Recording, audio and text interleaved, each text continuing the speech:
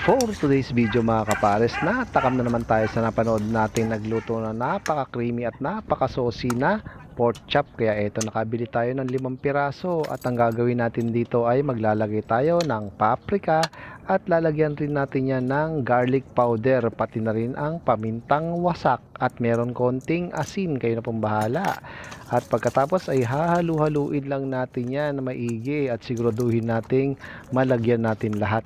At pagkatapos naman ay set aside natin yan at maghahanda na rin tayo ng kawali para sa pagpiprito natin yan. Kaya sa kawali na may mantika ay naglagay na rin tayo ng margarine at tinunaw lang natin yan. Pwede rin po kayong gumamit ng butter kung meron po kayo, at saka naman natin ilagay yung ating pork chop. Lutuin lang natin yan sa mahinang apoy at pagkatapos yan mga kapares, kapag okay na, pwede na nating baliktarin. Kaya shoutout po sa ating mga followers, mga subscribers natin sa YouTube channel, sa mga nagsishare po ng aming mga video, maraming salamat po. At sa mga bagong followers po, welcome po kayo dito. Kung nagustuhan niyo po ang luto na to, paki-comment nyo lang po mga kapares.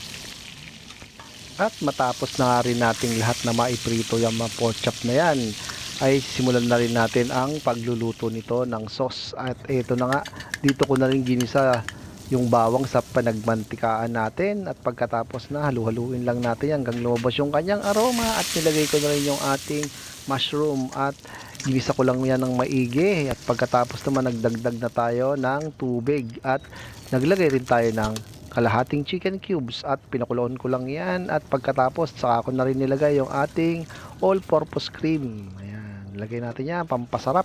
At pagkatapos sinalo-halo ko lang din yan mga kapares at pakukuluin lang natin yan, at saka naman natin timplahan yan nang naglagay tayo ng asin. Ayan, kayo na bahala kung gaano kaalat ang gagawin nyo mga kapares. At ito na nga, hinalo-halo na natin at napakuluan na natin. Saka natin ilagay yung ating prinitong pork chop. Napakadali lang pong lutuin ito at sigurado pasosyal tayo ngayon. Kaya kung hindi mo pa natitikman ang ganitong luto sa pork chop, aba, subukan mo na rin. Talagang mag-e-enjoy ka nito sa lasa. At maliban din sa pork chop ay pwede ka rin naman gumamit ng chicken drumstick, or kay kung bahala kung anong part ang gusto mo. At dahil wala nga tayong green onions ay naglagay na lang tayo ng onion granules. At ito na nga, simulan na nga natin kumain ng ating niluto. Kaya ano pang hinihintay nyo mga kapares, sabayan nyo po ako. Hanggang dito na lang po, mangantayin mga kapares. Hindi pa natikman ito mga kapares. Natin.